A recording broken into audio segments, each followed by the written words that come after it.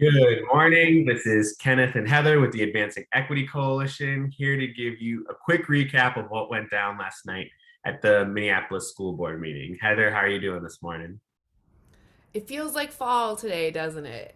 Yeah, it really does. We are well into the school year at this point, and it is gray, but it is not snowing, so that is a big deal.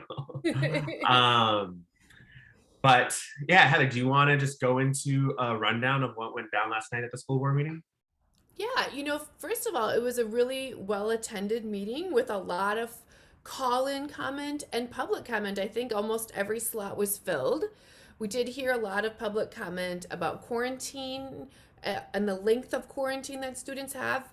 And it does sound like our district is going to move forward quickly on moving quarantine from 14 days or 15 days down to 10 days. We did hear an update on transportation that they've been able to optimize some routes. 4,000 students have opted out of transportation since the beginning of the year, making more room for other families. We are seeing more families access the reimbursement money. Um, we also learned that next month at the board meeting, one board member is going to propose a testing mandate for all student athletes. High Um, school student athletes, high school High student. school student athletes thinks that's a super important caveat. There was a long discussion about the calendar and which holidays we're going to honor and which holidays we're not going to honor, and all of the complications that come along with changing a calendar.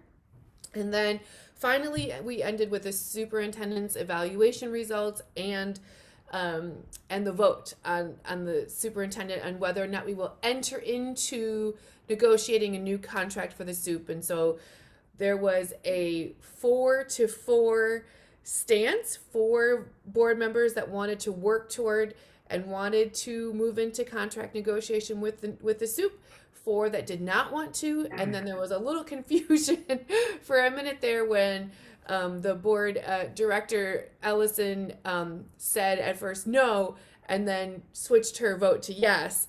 And so after some confusion, we definitely have a board who is going to enter into contract negotiation with Superintendent Graff. Yep.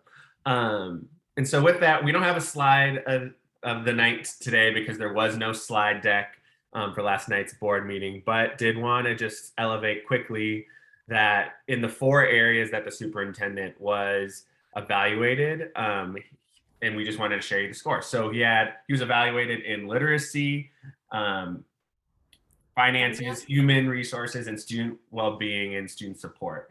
So for literacy, he received a developing score, and so the score was on a range from ineffective, developing, effective, and highly effective. So for literacy, he received a developing score, which I believe was the score of his last evaluation. And then for both finances and for human resources, he received an effective score. And then for student well-being and student support, he received a highly effective score. So that was a really interesting, and I think for some people, like not super clear what all went into those scores, but it was an interesting thing to hear around what the board views or how the board views the superintendent's performance, and then how that translates into votes for whether they're going to enter into a new contract with him. So with that, Heather, I will pass it to you for your most valuable moment. Oh, my most valuable moment goes to our student rep. Man, I am just loving the way she is speaking and showing up and the thought and care she's putting into her answers. But when there was a discussion about requiring high school student athletes to have testing in order to participate in sports, one of the things that she brought up was that if we are going to require something of students, that we also need to make it accessible, easily accessible for them, and not place undue burdens on them and their families. She talked about the students at her high school at South High that use their wraparound services and their health services and as because that's accessible for them, and how if we are going to require testing of student high school student athletes that we need to make those on site available for them. And I thought that was a sign of what a good governance she's capable of. I Yeah, wish she could vote. Kudos to student rep Deborah Meskel. So my most valuable moment goes to just like the whole conversation around calendaring. So what the district is going under right now is they plan out their calendar essentially for the next 3 years, or their school year calendar for the next 3 years, to and figuring out like when are they going to start, what holidays are they going to honor, all this stuff. And senior staff do not enjoy this process. The school board director Arneson pointed to that they do not enjoy this process either. But as a listener and as someone who's like thinking about, how are we going to maximize student learning opportunities, all that stuff, I think it's just like such an interesting conversation to see what do we actually value and who do we value.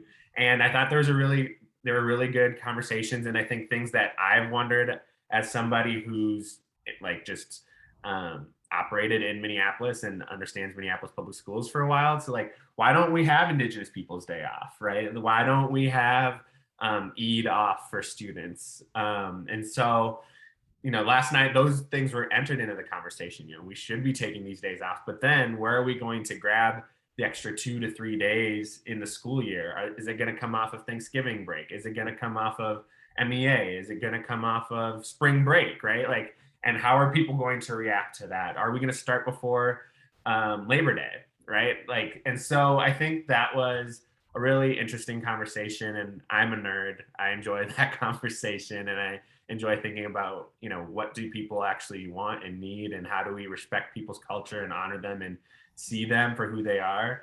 And also not make it more difficult. And again, student rep Deborah Meskel said, yeah, it's really hard when teachers have tests and papers due on Eid. Like, that creates a burden for, especially our Muslim students to, participate fully in school and like have them be stressed out around, this cultural celebration and this religious holiday. So anyway, I thought that was a really interesting conversation. Well, and it's complicated by the fact that that 2 week block in the winter is one where they do really use that to help students, kind of get caught up on learning if they're behind. And so, like, if you shorten that block, then maybe students don't get their needs met. I mean, it was really helpful to hear all of the things that we have to keep in mind when we're calendaring. It Yeah. was very helpful. Um, so my do better moment was, you know, so last night we know that there's been a petition circling to shorten the amount of quarantine days, and it had about 500 signatures, and there was a lot of conversation and public call-in about it. And last night, what we learned was really our district has been one of the most conservative as far as COVID is concerned in our protocols. We were the first in distance learning, the last right, the last out of distance learning. We've been so conservative, and it was very interesting to me to see a petition signature driven by a largely white parent group. And to my knowledge, all of the parents that called in and that have commented about this were white parents of white students. And all of a sudden last night, they were able to get a response from the district and a change. And they were able to get the superintendent in one meeting to say, we're going to go from 14 to 10. Whether or not that is right or wrong, I think we know that we have seen petitions from communities of color with many more signatures, with much more immediate, or like they're like much more equity based issues, and we have not seen our district respond just like, oh, we'll just change that for you. And many of the things that we don't change for students of color, there are federal and state laws that are like saying we are wrong, right? And we often have to get sued in order to do better by students of color. But 500 white parents and a petition, and boom, 4 days drops off of quarantine. Yeah, again, this has nothing to do with necessarily um the cause and the petition. Yeah. Honestly, I think it's probably a good thing that, we move towards what the city has said are good guidelines and all that kind of stuff. But yeah, it's challenging and frustrating because we do need to maximize student support, academic support. And so I think this is a good thing. I just think like, yeah, the responsiveness to whiteness. And again, this is also not to say that people of color did not support this either. Like I know there were people of color that supported this, That's right.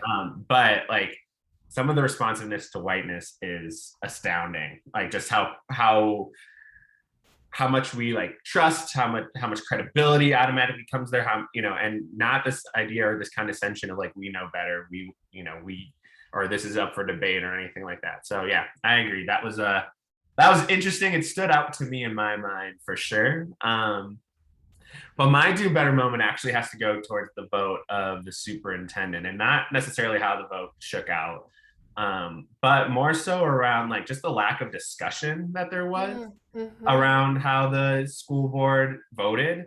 The school board will take almost any moment to pontificate and speechify and talk in circles about the same subject over and over again, and will ask critical questions and or ask non-critical questions.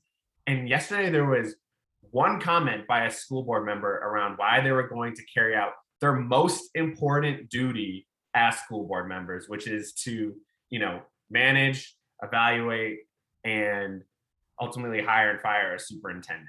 And there was only one comment by a school board member, Director Cerrillo, who said anything, right? And she ultimately decided to not support the superintendent because of like her concerns around literacy.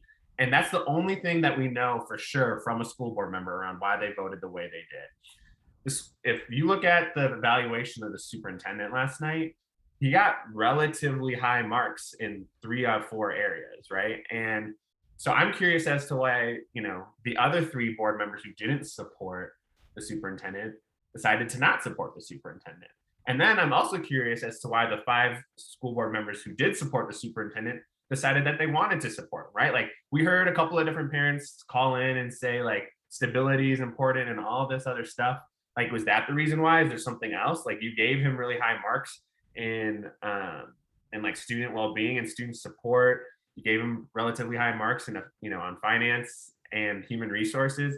Like what is it? And maybe they feel like that's not something that the public should know, but they speechify every topic, right? And so I'm so confused as to like why this was the topic that they decided to not have a discussion and to not let us know why they voted the way that they did. And I do implore people who listen, like you should ask your school board member why they did, why they voted the way that they did, because I think that's important, and you should know why they carried out the most important responsibility that they have in the way that they did. Like you should know that as a voter, you should know that as a constituent, you should know that as a parent, as to like why they either have confidence or do not have confidence in this superintendent for the next 3 years. So with that, that is our recap. I hope you enjoyed it. And thanks for listening. Bye.